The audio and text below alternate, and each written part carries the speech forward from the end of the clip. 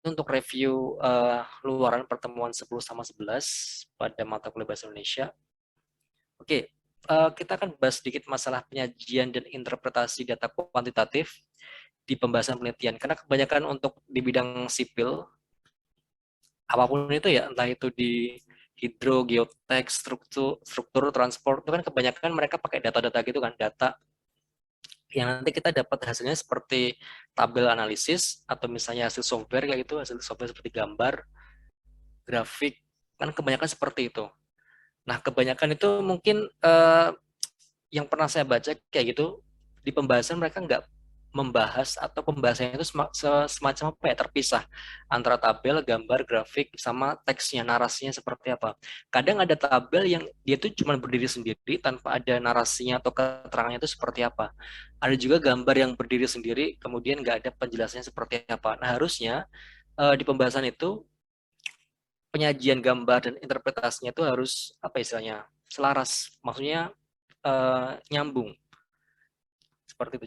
Jadi jangan cuma apa ya istilahnya tabel berdiri sendiri tiba-tiba langsung. Maksudnya penulis ini orang yang nulis cuma tabel terus tanpa narasi itu dia meminta atau menginginkan yang baca itu kayak harus tahu sendiri tanpa dijelaskan kayak gitu. Padahal yang baca tulisan kita nanti entah itu T atau P kan orang-orang yang mungkin di luar bidang kita gitu kan. Apalagi kalau misalnya di submit ke jurnal gitu. Nah, seharusnya interpretasi yang baik itu harusnya uh, dia harus apa ya mensinkronkan antara hasil analisis berupa tabel gambar itu dalam sebuah narasi, entah itu narasi deskriptif, tapi kebanyakan narasi deskriptif sih, karena ini kan berhubungan sama ini ya, menggambarkan tabel gambar atau grafik, jadi kebanyakan narasinya deskriptif yang nanti kita kaitkan dengan tinjauan pustaka, kita kaitkan dengan rumusan masalah yang kita bahas di awal-awal. Kan kita tujuan untuk menulis suatu TAP kan beda-beda. Nah, harapannya adalah antara rumusan masalah atau tujuan, kemudian tinjauan pustaka. Nah, itu ada kaitannya dengan nanti di pembahasan. Karena kadang-kadang yang orang yang nulis itu biasanya mereka membuat rumusan masalah sendiri, tinjauan pustaka sendiri, pembahasan sendiri, nggak apa ya, nggak nyambung. Jadi ketika pembahasannya udah pembahasan, mereka nggak akan um, menyinggung kembali apa yang telah ia tulis di bab 2 atau di bab 1 kayak gitu. Padahal bab 4 pembahasan itu kan sebenarnya kita membahas apa yang telah kita tulis di bab 1, 2, 3 kayak gitu kan. Harusnya di pembahasan ini kita juga masih menyinggung antara tinjauan pustaka sama rumusan. Itulah kenapa seperti yang di penjelasan kemarin terkait bikin discussion essay ya, terkait referensi dan lain sebagainya. Itulah kenapa di tinjauan pustaka kita perlu literate review. Jadi kita bikin meta analisis kayak tabel kemarin itu tabel penulisnya siapa, pembahasannya apa kayak gitu. Sehingga ketika di pembahasan, ketika kita pengen melakukan daftar pustaka itu ya, referensi, citasi kayak gitu, kita udah punya apa ya listnya, list jurnal ini ternyata bahas ini. Oh, saya langsung bisa apa ya saya pakai Mendeley langsung kita mention artikel tersebut sehingga lebih gampang nanti ketika kita menyusun suatu pembahasan kayak gitu. Nah, itulah kenapa untuk tujuan pustaka, referensi-referensi itu udah harus tersimpan di Mendeley terlebih dahulu sebelum kita masuk ke pembahasan. Kalau misalnya nanti di pembahasan ada referensi yang kurang, kita baru bisa nambah referensi lagi, kita masukin ke Mendeley lagi, kayak gitu. Nah, harusnya tujuan pustaka ini kayak apa ya, literature review, um, menghimpun apa yang telah kita kumpulin paper-paper itu. Kalau misalnya di level um, sarjana itu berapa ya sarjana itu? Saya lupa deh. Kalau misalnya master itu atau misalnya master kurang lebih mungkin 50 sampai 75 kayaknya ya kalau master. Berarti kalau di level sarjana ataupun sarjana terapan harusnya di bawah itu mungkin. Tapi saya lupa mungkin agak 100-an kalau master ya. Saya lupa berapa. Tapi kayaknya 100-an dulu saya pernah buat itu. Kurang lebih seperti itu prosesnya. Oke, kita akan bahas masalah sistematika bab 4, penelitian kuantitatif, penyajian hasil penelitian kuantitatif, interpretasi data kuantitatif, sama pembahasan dalam penelitian kuantitatif nanti seperti apa aja kayak gitu. Oke, sistematikanya ini harusnya ada di panduan ya. Karena kalian udah pernah nulis TA, harusnya kalian udah punya panduan dari, oh tapi itu beda ya. Panduan ini punyanya TPPS, teman saya belum tahu yang TPPS apakah sama apa enggak, tapi harusnya sama sih. Oke, yang untuk penyajian hasil TA atau PA, kalian bisa acu pada panduan program gimana cara nulis TA atau PA dari DTS.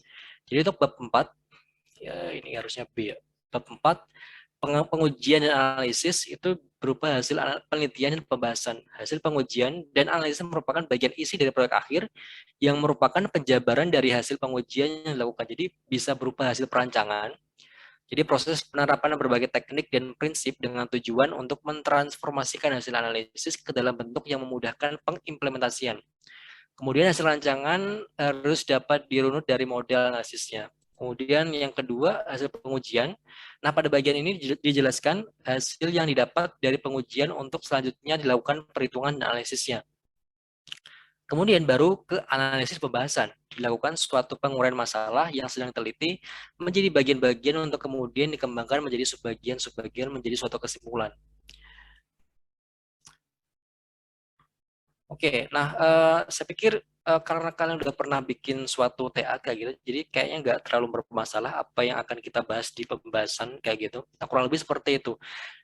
Uh, nah, strateginya adalah ketika kita bikin suatu pembahasan, itu kan pasti ada banyak poinnya kan, hasil penelitian sama pembahasan. Nah, ini kita bisa bikin lebih mudah kalau misalnya kita mengacu pada uh, tujuan kita apa, tujuan penelitian. Tujuan penelitian. Nah, itu yang harusnya akan dijawab di hasil penelitian sama pembahasan. Misalnya tujuan penelitian di sini adalah uh, menganalisis debit banjir, misalnya ya. Yang kedua, uh, mengetahui visualisasi muka air sungai X misalnya. Yang ketiga, merencanakan dimensi bendungan misalnya. Sehingga untuk hasil penelitiannya harusnya yang pertama kita bahas masalah analisis debit banjir, berarti 411 itu berarti analisis debit banjir ya, analisis debit banjir. Nah, baru kita pecah lagi stepnya dari apa. Nah, stepnya ini adalah dari flowchart. Nah, debit banjir kan ada flowchart sendiri kan, debit banjir. Nah, hidrologi itu ada data hujan, kemudian tata guna lahan, kemudian metode apa misalnya mungkin pakai metode rasional atau metode Nakayasu kayak gitu. Nah, kita baru input di bawahnya sini 4111 misalnya seperti itu dan seterusnya. Kemudian 412 kita bahas masalah mengetahui visualisasi muka air sungai. Jadi misalnya visualisasi muka air sungai.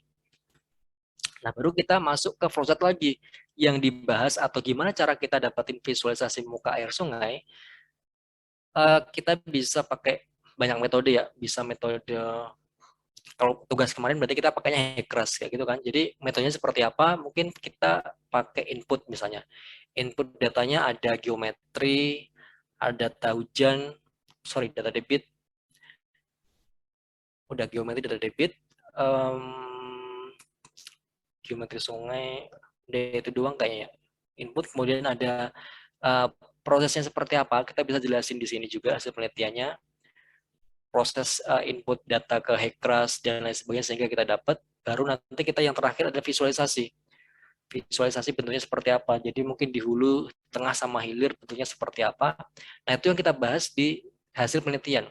Kita belum membahas ya. Kita masih hasil penelitian. Jadi hasil penelitian itu kita cuman apa ya? Lebih ke narasi deskriptif. Jadi kita menyebutkan apa yang telah dihasilkan oleh hasil analisis kita dari Excel, dari software, itu masuk ke hasil penelitian tanpa kita apa ya istilahnya, kasih opini-opini pribadi gitu loh. Jadi masih narasi deskriptif harusnya ya yang di bagian hasil penelitian. Kalau kita berbicara masalah hasil, berarti ya hasil aja. Mungkin pembahasannya ada di subbab yang lain. Kemudian 413 kita masuk ke dimensi bendungan. Kan ada tahapnya lagi tuh. Ada data ini, data itu, kemudian kita pakai metode ini, metode itu, baru nanti kita dapat di sini dimensi bendungannya seperti apa. Nah, baru kita masuk ke pembahasan. Oke, I need space here. So, oke, kita masuk ke pembahasan. Oke, 42 pembahasan. 42 pembahasan. Oke, kita masih sama. Apa yang akan kita bahas di pembahasan ini, kita masih sama dengan 4.1. Jadi, debit banjir, analisis debit banjir. Jadi, kita mau mengevaluasi debit banjirnya seperti apa. Debit banjir. Jadi, kita kasih apa ya, teori-teori. Artinya seperti ini, kalau misalnya debit banjirnya seperti ini, hasilnya itu interpretasinya seperti apa sih? Kayak gitu. Misalnya, debit banjirnya melebihi kapasitas. Debit banjir, hasil analisis ya hidrograf, itu melebihi kapasitas geometri sungai. Itu kan berarti kan banjir kan, kapasitas sungai. Tapi kan kita nggak bisa langsung menyimpulkan bahwa itu banjir apa enggak, kayak gitu. Jadi kita kayak kasih argumen yang lain, seperti kemarin kita bahas di discussion essay ketika bahasa Inggris. Jadi kayak menurut kita pakai referensi mungkin dari tinjauan pustaka di bab 2. Jadi menurut pendapat X, terus ada citasinya, bahwa dengan ini ketika debit banjirnya itu lebih besar daripada kapasitas, maka kondisi itu menandakan bahwa daerah tersebut mengalami banjir atau ada genangan kayak gitu. Hal ini disepakati oleh peneliti yang lain seperti misalnya A, kemudian kita citasi lagi, B kita citasi lagi, C citasi lagi kayak gitu.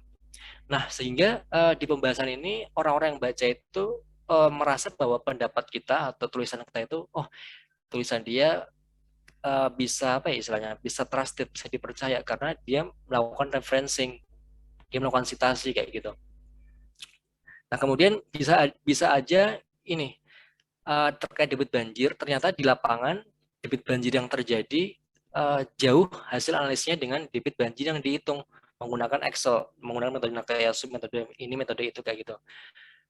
Metode X, metode Y, metode Z kayak gitu. Hal ini mungkin dikarenakan kita bikin apa istilahnya? Kita bikin opini di sini. Untuk pembahasan ini lebih apa istilahnya? Lebih ke argumen tapi lebih sifatnya lebih akademis. Maksudnya kita didukung oleh referensi. Misalnya debit banjir di lapangan ternyata dia tidak sama dengan hasil analisis kita dengan metode Nakayasu misalnya. Berarti kita harus membuat kenapa kayak gitu. Jadi orang-orang kan pengen tahu kan ketika baca kenapa nggak sama kayak gitu. Hal ini mungkin bisa dikarenakan beberapa alasan. Misalnya seperti yang pertama mungkin metode yang digunakan ternyata di daerah ini nggak cocok untuk Nakayasu. Cocoknya menggunakan gamma 1 misalnya. Lalu kita kasih referensi lagi. Kenapa kita bisa mengklaim bahwa gamma 1 itu lebih cocok dibanding yang Nakayasu. Jadi kita pakai referensi misalnya berdasarkan penelitian yang telah dilakukan oleh Y misalnya di daerah yang sama, kita citasi lagi, dan juga oleh peneliti Z di daerah yang sama, kita citasi lagi, ternyata debit yang biasa digunakan itu biasa dianalisis menggunakan metode gamma 1, sehingga metode Nakayasu mungkin kurang tepat ya gitu untuk dilakukan analisisnya di situ. Sehingga kita bisa pakai apa ya istilahnya argumen atau discussion-nya di situ. Jadi pembahasan itu lebih ke discussion, diskusi. Mengapa hasilnya ini, mengapa hasilnya itu apa namanya reality sesuai dengan reality apa enggak kayak gitu. Kalau misalnya enggak sesuai, kita kasih argumen seperti apa. Kalau misalnya sesuai dengan teori, kita kasih teorinya apa kayak gitu. Misalnya apa lagi ya? Itu sama halnya ketika kita bahas masalah visualisasi. Seperti apa? Kita kan biasanya bandingkan dengan keadaan di lapangan seperti apa. Nah, bisa juga kita membandingkannya dengan peneliti sebelumnya. Kira-kira misalnya udah pernah analisis ini visualisasi di sungai X misalnya.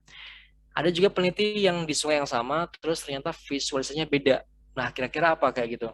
Nah, bisa aja di peneliti yang sebelumnya dia tidak pakai GIS untuk tata guna lahan, dan di penelitian kita pakai. Padahal untuk analisis tata guna lahan lebih efektif pakai GIS.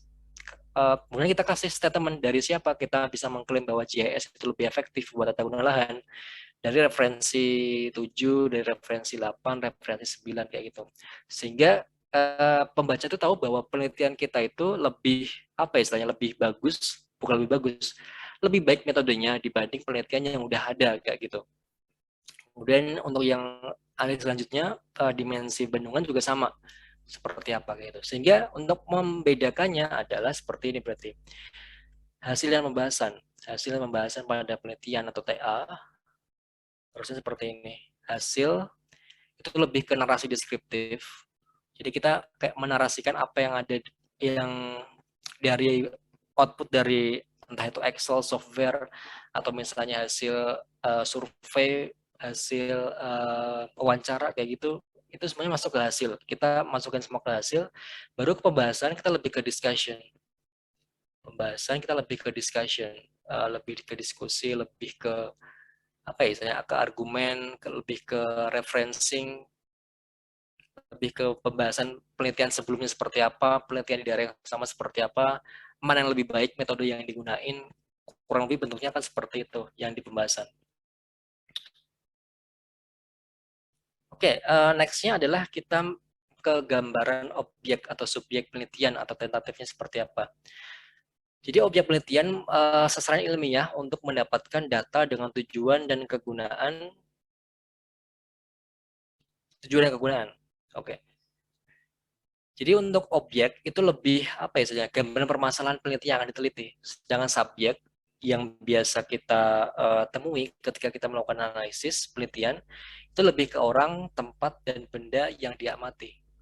Kayak gitu. Jadi untuk objeknya itu lebih ke pemusatan pada kegiatan penelitian. Jadi misalnya tadi kita melakukan analisis debit banjir ya. Jadi objeknya kita adalah debit banjirnya, itu yang menjadi fokus permasalahan pada penelitian ini. Oke, nah untuk penelitian kuantitatif kita pasti akan familiar terhadap tabel, terhadap gambar seperti ini, dan hasil software biasanya kan seperti itu kan. Kita jarang sekali di sipil itu kita pakai metode penelitian satunya kualitatif. Tapi apakah mungkin? Sangat mungkin sebenarnya untuk di teknik pakai kualitatif.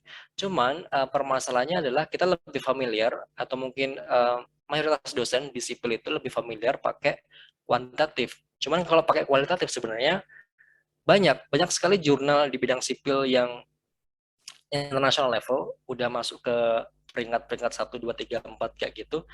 Mereka pakai kualitatif method dibanding kuantitatif. Jadi pasti ada istilahnya, ada plus minus ketika kita melakukan analisis kuantitatif sama kualitatif. Jadi kualitatif kita lebih istilahnya, lebih banyak referensi di sini, lebih banyak referensi dibanding kita melakukan analisis yang berhubungan sama angka-angka kayak gitu. Cuman mungkin perspektif banyak orang di bidang sipil itu, kalau misalnya kita melakukan penelitian tanpa ada angka itu kan mungkin dinilai kurang istilahnya, kurang penelitian, kurang terlalu istilahnya. Kalau misalnya enggak, itu lebih ke essay, lebih ke pendapat ya gitu. Padahal harusnya kita masih bisa, atau sebenarnya masih wajar ketika kita melakukan penelitian pakai metode kualitatif. Oke, jadi untuk penelitian kuantitatif itu berisi data mentah biasanya yang kita dapatkan dari kuesioner, kalau misalnya bentuknya tabel ya, tanpa dilakukan interpretasi terhadap data yang didapat. Jadi data mentah itu ya udah data tabel itu. Jadi kalau kita berbicara masalah hidrologi yang tadi, data mentahnya adalah data hujan yang ada dari BMKG. Nah, itu data mentah. Data hanya dideskripsikan secara umum dan apa adanya. Jadi hasilnya itu dideskripsikan secara umum. Jadi ini masuk ke narasi deskriptif. Hasilnya ini seperti apa.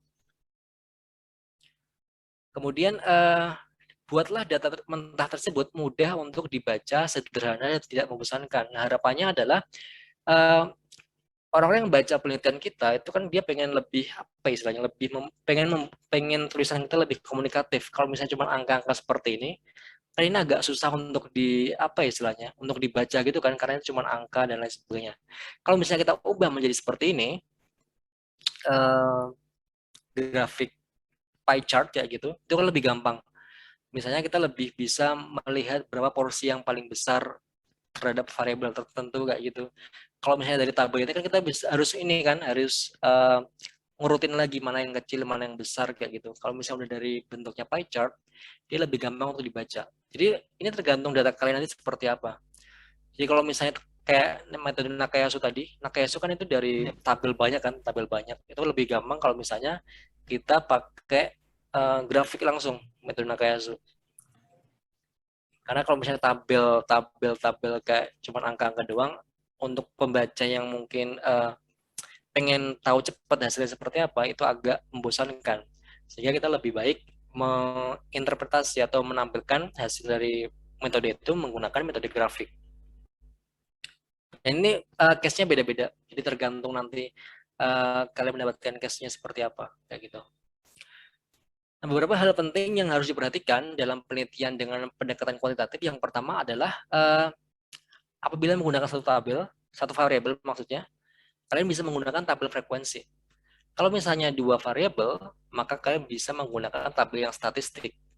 Nah, kalau misalnya menggunakan dua variabel atau lebih, kita harus menjawabnya dengan hipotesis.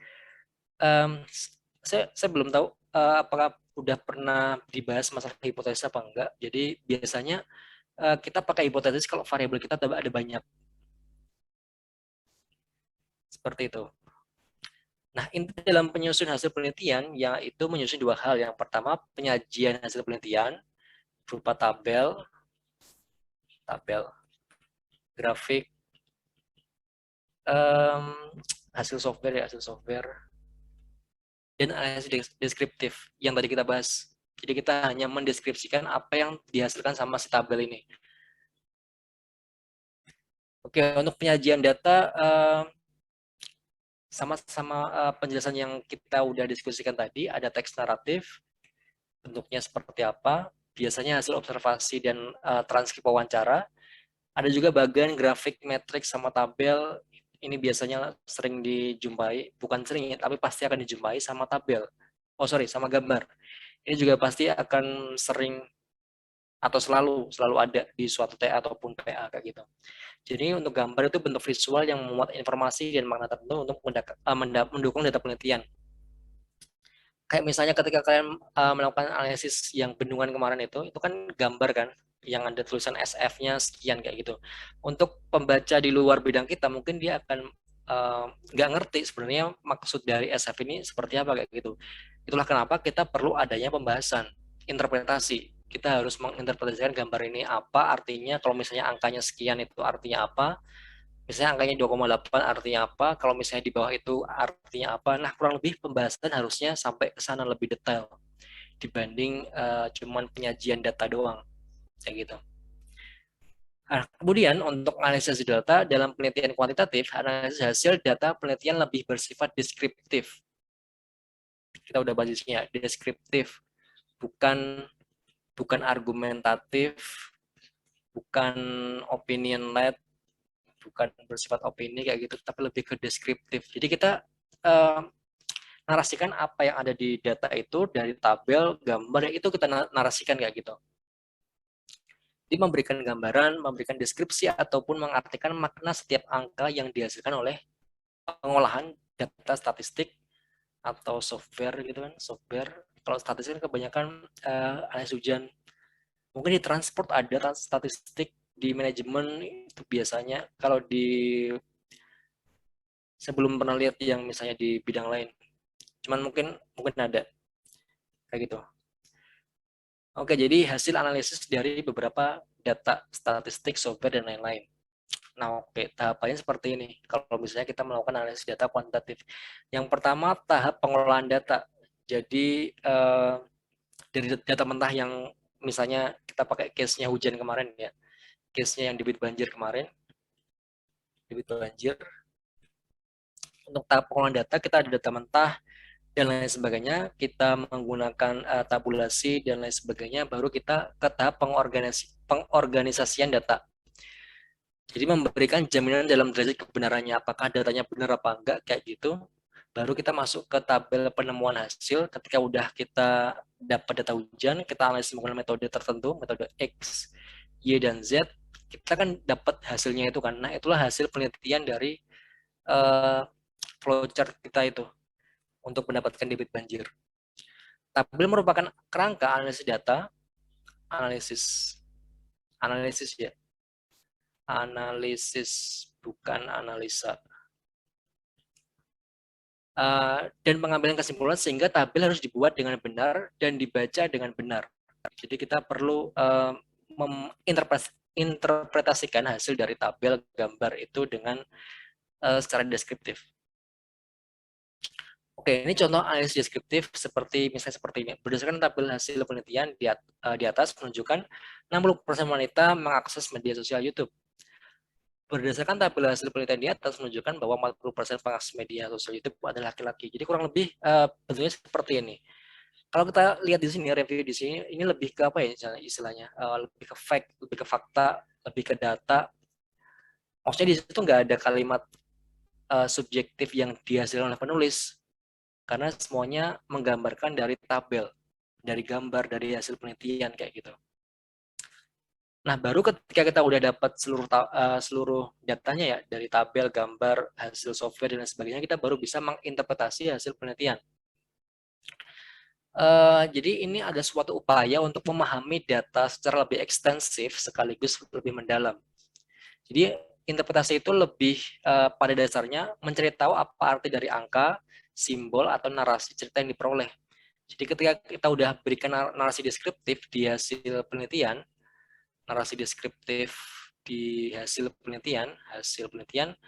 nah kita melakukan interpretasinya di pembahasan.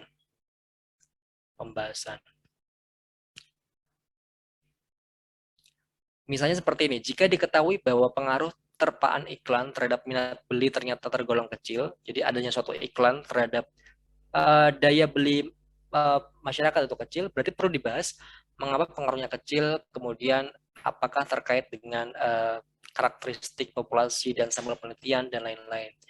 Sama ketika kita bahas yang tadi ya, kenapa metodenya atau debit banjir dengan metode ini tidak sesuai dengan data di lapangan, kurang lebih seperti apa dibahas menggunakan referencing. Nah, untuk dua jenis interpretasi yang kita bisa lakukan adalah yang pertama ada microanalysis. Jadi ini interpretasi terbatas pada hasil data penelitian. Untuk macroanalysis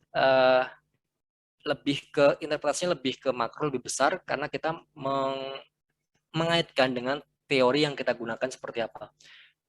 Kayak gitu. Jadi kita interpretasi terlebih dahulu hasilnya secara mikro, baru kita kaitkan dengan teorinya. Nah, kurang lebih untuk cycle-nya seperti itu bagusnya. Mikro dulu, kecilnya dulu, baru ke makro, teorinya seperti apa. Kalau misalnya teorinya udah, maksudnya dari hasil itu kita mungkin nggak dapat apa ya istilahnya, nggak dapat diskusi yang pas kayak gitu, baru kita masuk ke teori yang benar itu seperti apa, baru kita kaitkan dengan hasil yang kita peroleh. Oke, jadi stepnya untuk pembahasan, peneliti harus menggunakan analytical tools yang dimiliki untuk melakukan interpretasi terhadap data mentah. Nah, analytical tools ini kita bisa pakai Excel, kita bisa pakai software tertentu yang biasanya dilakukan sama bidang sipil, kan kebanyakan pakai software sama Excel gitu kan. Atau mungkin metode wawancara juga bisa, wawancara, survei lapangan, itu juga termasuk analytical tools. Akhirnya kita dapat data, entah itu mentah ataupun udah dapat dianalisis, baru kita masuk ke pembahasan. Nah, ini harus didasarkan pada rumusan masalah yang ingin dijawab. Kita udah bahas tadi ya, terkait flow-nya gimana. Nah, kemudian interpretasi dilakukan untuk menjawab why, mengapa dari sebuah data mentah yang diperoleh di lapangan bila terdapat penyimpangan atau kesamaan. Karena biasanya kan kita kalau misalnya menganalisis debit banjir, kadang kita menemukan atau mendapatkan data yang kemungkinan kebetulan sama dengan orang lain yang telah melakukan analisis kayak gitu. Tapi kebanyakan beda kayak gitu. Nah, kita perlu menganalisis kenapa bedanya seberapa kayak gitu, apakah masih ditoleransi apa enggak dengan data penelitian sebelumnya. Nah, kurang lebih seperti itu. Nah, yang ketiga, pada tahapan ini diperlukan kemampuan untuk membaca dan menggunakan teori atau konsep yang sudah dituliskan dalam tinjauan pustaka. Nah, sebenarnya mungkin ini salah satu yang apa istilahnya miss atau jarang dibahas sama mahasiswa kemungkinan ya, mungkin sebagian besar yang pernah saya lihat. Jadi kebanyakan mereka ketika mereka melakukan pembahasan, mereka cukup apa ya, fokus di pembahasan tanpa mereka melihat kembali tujuan pustakanya seperti apa. Karena kebanyakan orang-orang yang melakukan tujuan pustaka kebanyakan kan ini ya, mungkin copy literatur dari mana kayak gitu, kemudian diparafrase, tapi mereka nggak sampai ini mengaitkan nanti bahwa tujuan pustaka itu harusnya bisa digunakan kembali di pembahasan. Jadi that's why harusnya di tujuan pustaka itu baiknya ada meta analisis meta analisis itu meta analisis kayak misalnya kita bisa pakai bentuk tabel yang udah kalian kerjain, kalau nggak salah di chapter 1 sama 2, penulisnya siapa, kemudian latar belakangnya apa, tujuannya apa, pembahasannya apa, simpulannya seperti apa, sehingga kita bisa tahu oh di jurnal ini dia menggunakan metode yang sama dengan di TA kita kayak gitu misalnya seperti itu. Jadi kita bisa lebih banyak discussion pembahasannya kalau kita udah punya banyak referensi terkait itu. Oke, ini adalah step-stepnya. Yang pertama, untuk membuat pembahasan, mulailah dengan fokus utama rumusan masalah penelitian. Jadi kita mungkin fokus terlebih dahulu satu rumusan. Mungkin kebanyakan kita ada banyak ya, entah itu ada 3, 4, atau 5. Jadi kita fokusnya satu-satu dulu untuk dibahas. Kemudian rumusan masalah menjadi batasan penjabaran analisis yang terdapat dalam sebuah pembahasan penelitian. Misalnya, seberapa besar pengaruh variabel X terhadap variabel Y, maka fokus utama dalam penelitian nanti dibahas adalah pengaruh variabel X terhadap variabel Y. Jangan terlalu apa istilahnya, terlalu melebar kayak gitu. Kemudian bahas hasil pengolahan data penelitian setiap variabel penelitian. Jadi misalnya setelah memfokuskan pada rumusan masalah penelitian, maka jabarkan setiap komponen dalam variabel penelitian tersebut. Jadi ada variabel independen sama variabel dependen. Nah, kemudian kita baru membahas. Nah, sebenarnya apa aja yang dapat dibahas dalam pembahasan penelitian? Yang pertama adalah angka yang mencolok. Jadi kalau misalnya debit banjir, itu kan yang mencolok kan debit puncaknya kan. Nah, kurang lebih yang perlu dibahas seperti itu. Maksudnya kita nggak perlu membahas seluruh angka-angka di grafik ini.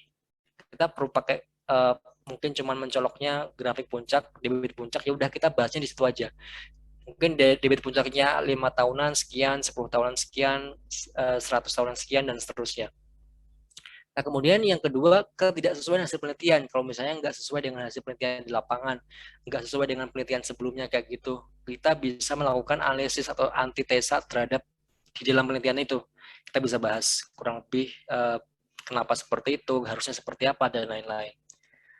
Sehingga ketika kita masuk pembahasan, harusnya kita udah selesai di tujuan pustaka, udah selesai masalah referencing. Maksudnya kita akan kembali ke sana lagi nantinya, tapi kita udah apa istilahnya, udah banyak baca lah istilah seperti itu. Nah, kemudian kesamaan hasil pengolahan data penelitian dengan penelitian terdahulu. Ini juga perlu dianalisis kenapa sama, kenapa enggak, kayak gitu. Kemudian hipotesis penelitian diterima atau ditolak kalau misalnya ini tadi lebih dari 3 variabel ya. Nah, biasanya kita pakai data statistik, apakah dia diterima atau ditolak untuk hipotesis. Nah, kemudian konteks penelitian berbeda dari penelitian sebelumnya, seluruh hasilnya dapat diinterpretasikan. Jadi kalau misalnya konteksnya itu berbeda, maksudnya penelitian sebelumnya dia nggak pakai GIS untuk tata guna lahan, kemudian penelitian kita pakai GIS, berarti kan udah berbeda kan, berarti kita bisa bahas konteks itu untuk diinterpretasikan pada pembahasan penelitian kayak gitu. Oke, jadi langkah-langkah menyusun pembahasan harusnya seperti ini cycle-nya. Yang pertama, kita bahas terlebih dahulu terkait rumusan masalah atau variabel apa yang kita pengen bahas. Misalnya ada banyak ya, 3 atau 4 kayak gitu. Kita satu-satu untuk membahasnya. Yang kedua, kita baru bahas variabel Y penelitian. Ini juga masih sama ya. Mungkin pengaruh variabel X terhadap Y kita baru bahas di situ di bab 3, part 3, di bagian 3. Kalau kita udah bahas masalah variabel X, variabel Y, baru kita menyusun pembahasan terkait apa pengaruhnya. pengaruh hubungan variabel X, variabel Y. Ini kayak di intervensi yang di chapter Hegras kalau nggak salah ya. Itu kan ada case intervensi jenis saluran terhadap debit, kira-kira bentuknya seperti apa. Nah, mungkin variabel X-nya di sini debit, debit aliran. Ini variabel Y-nya Manning, kayak gitu. Itu kan diminta buat ini kan, mengetahui gimana sih perbedaannya atau apa pengaruhnya kalau misalnya Manningnya berubah atau salurnya berubah atau lebarnya berubah kayak gitu. Nah, itu yang dibahas pada pembahasan hubungannya antara variabel X sama variabel Y seperti itu. Apakah berhubungan, apakah signifikan? Kalau signifikan berarti koefisien Manning atau jenis saluran itu pasti akan berpengaruh banyak pada debit. Jadi kita bahasnya di situ kurang lebih. Oke, baru kita masuk ke yang analisis atau cek atau review seluruh hasil penelitian. Jadi kalau kita misalnya udah review semua dari rumusan masalah tadi, kita baru mereview ulang seluruh hasil penelitian yang telah kita bahas. Ini contoh pembahasan di ini bidang lain ya, bukan bidang sipil. Cuman ini kita dari sini kita bisa kasih contoh bahwa di sini dia masih mengaitkan penjelasan konseptual dan teoritis pada bab 2 penelitian. Jabarkan apakah ada pertentangan antara hasil penelitian dengan penjelasan para ahli sebelumnya. That's why kita masih perlu referencing di sini di pembahasan. Jadi referencing itu nggak hanya di bab 2 di bab daftar pustaka, di tinjauan pustaka, tapi di manapun entah itu di pembahasan kemudian di metodologi itu masih bisa sekali untuk dibuat referencing atau sitasi. Untuk contoh yang kedua ini, setiap hasil penelitian per setiap item pertanyaan dijelaskan makna dan artinya. Arahkan pada adanya temuan yang dapat berkontribusi secara praktis dan konseptual dalam penelitian. Nah, salah satu tuntutan atau keinginan adanya penelitian adalah kita ingin berkontribusi terhadap sesuatu ya, yang secara praktis. Misalnya, uh, sebelumnya di daerah X belum ada penelitian terkait air banjir misalnya. Nah, kita bisa membuat itu sebagai apa istilahnya kontribusi kita. Kenapa kita melakukan penelitian di daerah itu? Jadi ini dari penelitian, entah itu di level sarjana ataupun sarjana terapan ataupun master ataupun doktor kayak gitu, tujuannya adalah mereka perlu melakukan kontribusi atau temuan yang secara praktis itu bermanfaat buat di daerah itu. Cuman mungkin levelnya beda-beda. Kalau yang doktoral atau master kan lebih ke mungkin aplikatif, implementatif sama menemukan hal baru yang memang belum pernah sama sekali dilakukan oleh penelitian sebelumnya kayak gitu. Nah, untuk yang level yang sarjana ataupun sarjana terapan itu lebih ke apa ya istilahnya? Kayak tadi membandingkan kenapa nggak sama. Intinya adalah mengaitkan dengan dasar teori yang biasanya yang udah ada sebelumnya kayak gitu seperti apa. Okay, maybe I will give some example. Saya minta izin mungkin dari hasil tugas sungai kemarin ada beberapa yang ingin saya tampilkan. Cuman buat contoh aja sebenarnya. Saya nggak menjudge ini salah apa enggak ya. Maksudnya saya ingin membuat contoh uh, aja kayak gitu. Nah ini hasil analisis. Jadi pada kelompok ini dia hanya menggambarkan, cuman menganalisis gambar doang ya. Maksudnya dia hanya menampilkan gambar ras mapper sama penampang sungai kayak gini.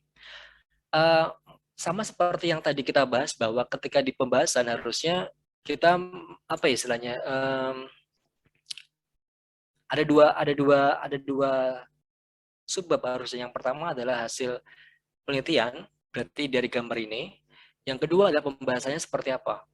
Nah, nanti kalau misalnya di hasil penelitian, dia lebih ke apa ya, analisis deskriptif. Jadi apa yang dilihat sama di gambar ini, hasil software ini, itulah yang harus diceritakan di hasil penelitiannya seperti apa, kayak gitu. Nah, biasanya kan ini ada tabelnya kan hasilnya. Jadi kita bisa tahu yang tergenang mana, genangannya di sini yang mana, kayak gitu. Nah, baru ke pembahasan, baru kita masuk ke apa ya contohnya. Hmm, Mungkin kita kasih contoh seperti ini. Hasil dan pembahasan. Misalnya pembahasan yang pertama mungkin 4.1 hasil misalnya. Berdasarkan data, berdasarkan pada gambar 3.40 dan gambar 3.41, kalau ada tabel misalnya disertai tabel 3.15 misalnya, Sungai X mengalami genangan banjir yang parah dikarenakan terdapat 40 titik cross section, 40 dari 40 titik cross section yang um, debit banjirnya melampaui kapasitas saluran atau geometri sungai. Oke, jadi sebenarnya kita bisa cukup membahas gambar ini mungkin cukup itu kayak gitu. Nah, kemudian di pembahasan mungkin kita bisa kasih kasih apa ya? Contohnya pembahasannya apa pembahasan? Berdasarkan hasil analisis visualisasi ekras pada menggunakan fitur Mapper, pengguna lebih pengguna lebih mudah untuk memberikan visualisasi lebih detail, misalnya lebih detail terkait genangan banjir pada beberapa titik. Hal ini sama dilakukan hal ini disepakati oleh penelitian sebelumnya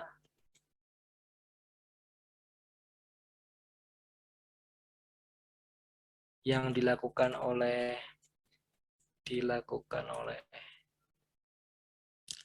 di daerah ini ya, di daerah X. Di situ kita kasih referensi, misalnya di daerah X siapa ya? Bebas aja deh, flooding.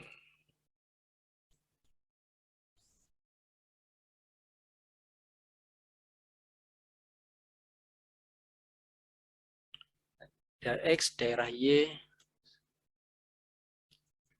kita kasih referensi lagi,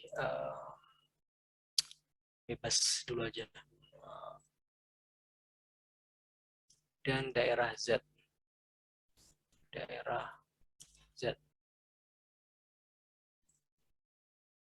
flooding.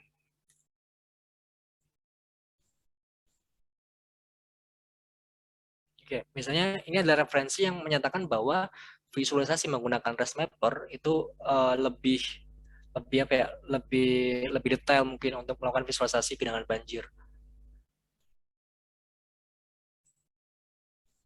Oke, habis itu mungkin kita bahas lagi apa ya, misalnya. Habis itu kan mungkin penelitian kalian melakukan ini ya, peninjauan lapangan, apakah benar apa enggak hasilnya gitu kan. Kita membandingkan apakah hasil simulasi ini sama dengan kondisi lapangan. Kemudian berdasarkan hasil survei lapangan, hasil analisis menggunakan HICRAS menunjukkan beberapa perbedaan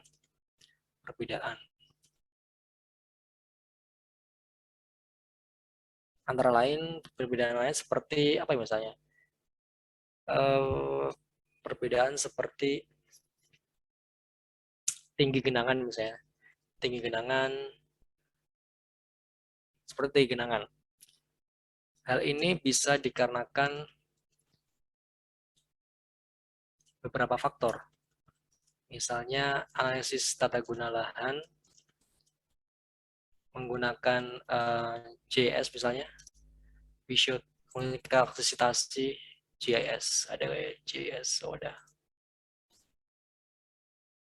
menggunakan GIS, kemudian analisis debit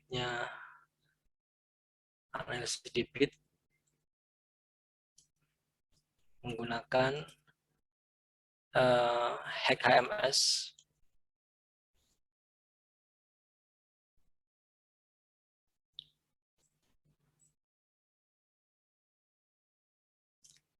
dan apa ya, jumlah stasiun ujian yang digunakan pada DAS tersebut.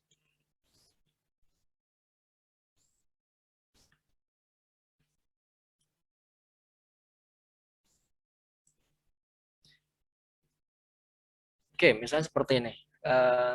Untuk membedakan gimana itu hasil, gimana pembahasan.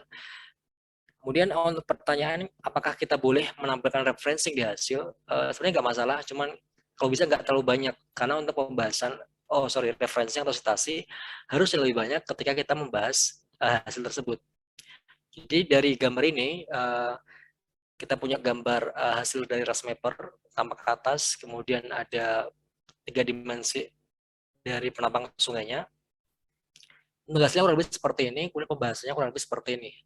Dan bisa ditambahkan sebenarnya, nggak hanya dari hasil survei, nggak hanya dari visualisasinya, mungkin dari hasil analisisnya mengapa berbeda, kenapa bisa sama kayak gitu. Mungkin kita bisa bahas seperti itu. Nah, ini yang membedakan gimana kita cara menulis hasil dan pembahasan pada suatu penelitian kayak gitu.